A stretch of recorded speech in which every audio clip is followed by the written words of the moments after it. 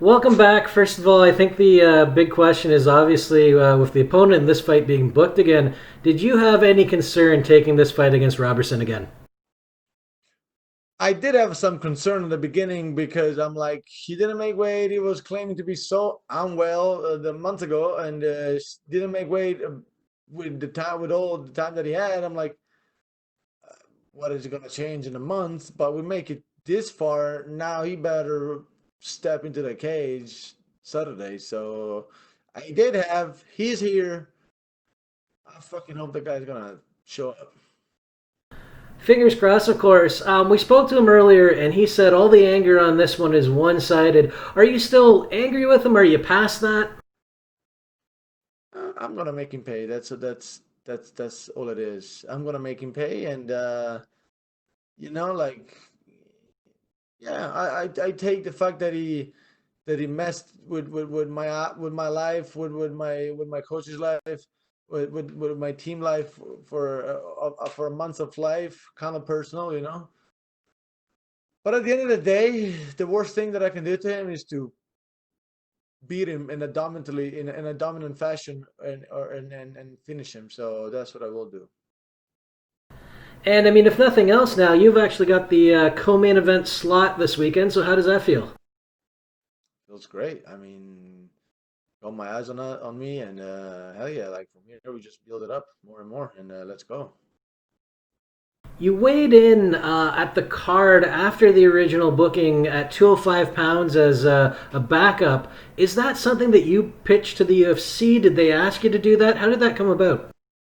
No, it was all me, and they said, well, if you're gonna be a backup, you have to weigh in at some point, so we know your weight, and you will have like a set how do you call it, like you'll have a weight that you can where you can fight at least. I know there wasn't any 205 in the car, but I was like, well, there are two 185 fight, two middleweight fights. If anything falls off over there, and they still want to fight, I could be a replacement if they really weigh in at 205, which is not hard for them, and that's why I did it. Or if by miracle some 205 wanted to step in, I'm like, let's do it. But I knew there wasn't that many chances, so it was all me. I wanted it to do it. I was like, since I'm here, like I'm gonna try everything to fight. Well, you're definitely a game fighter. Last thing I want to ask you, though, is on a little more serious note. Italy was very hard hit by the coronavirus, obviously, and things are looking better now, thankfully. But what has it been like just training and preparing while seeing that?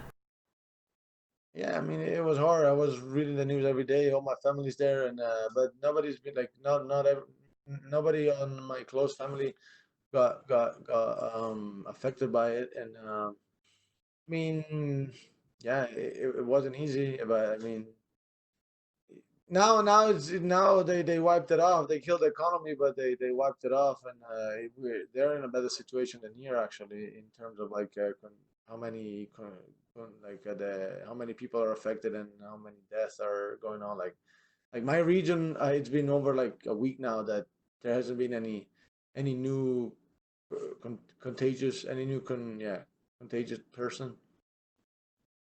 All right, well, that's good to hear, and I wish you best of luck this weekend. Thank you very much, man.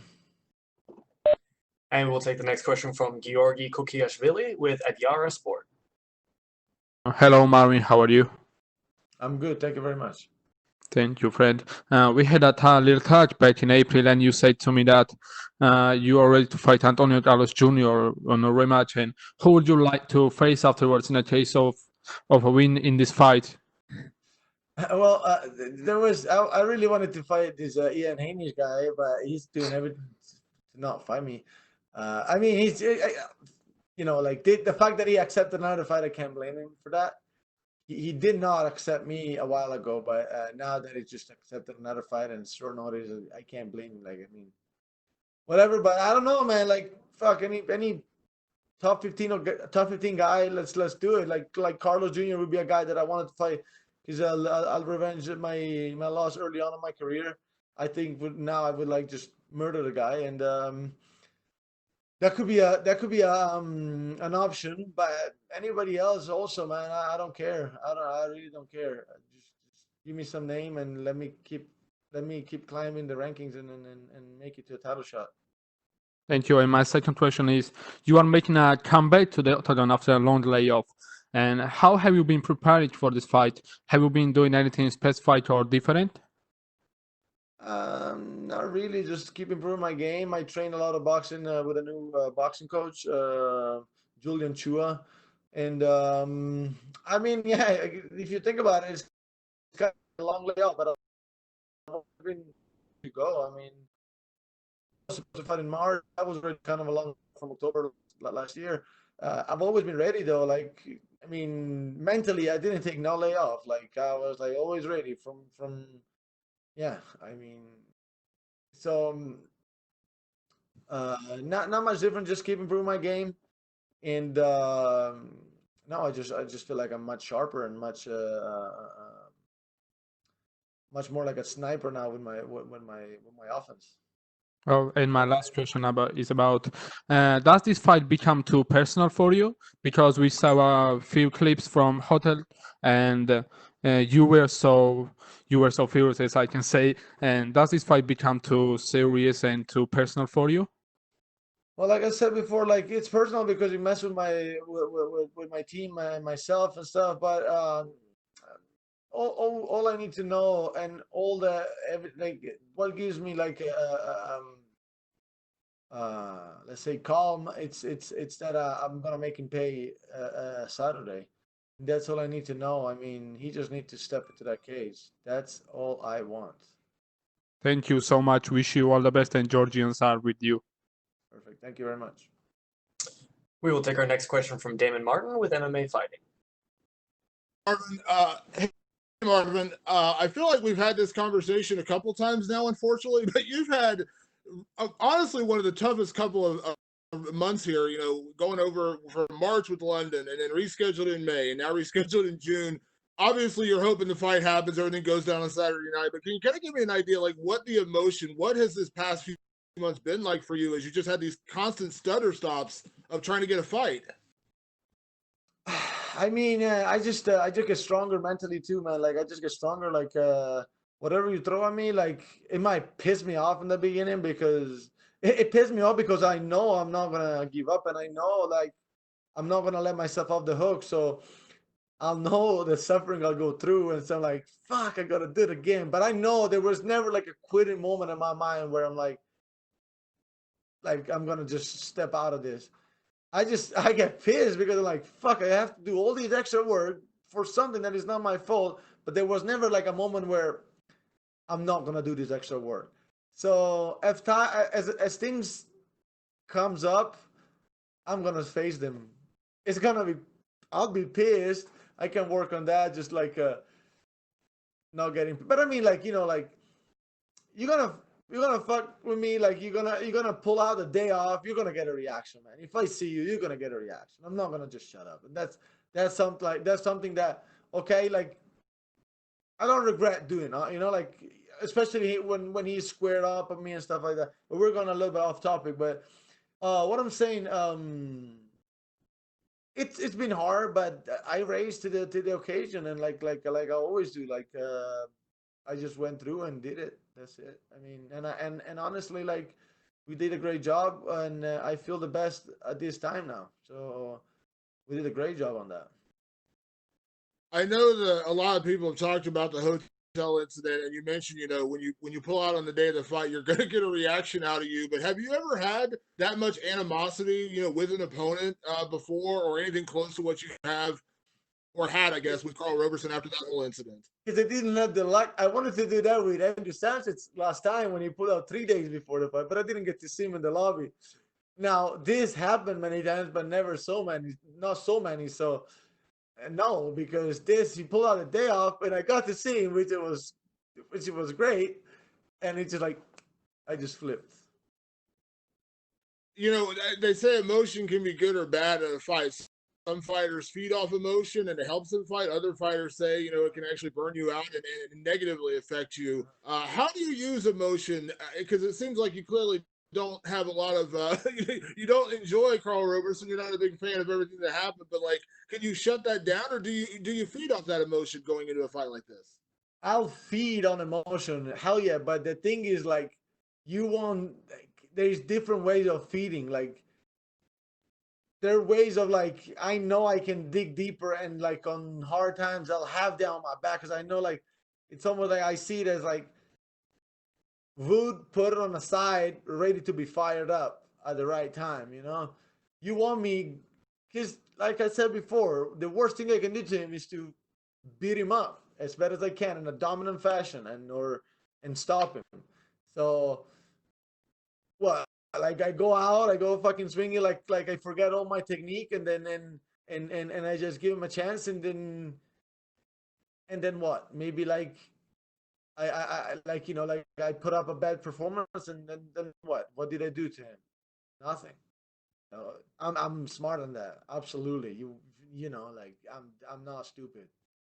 And last question, Marvin. I know you've been desperately trying to get those top 15 opponents so you can work your way up towards the title shot. I know the eventual, idea of getting that rematch with Israel Adesanya.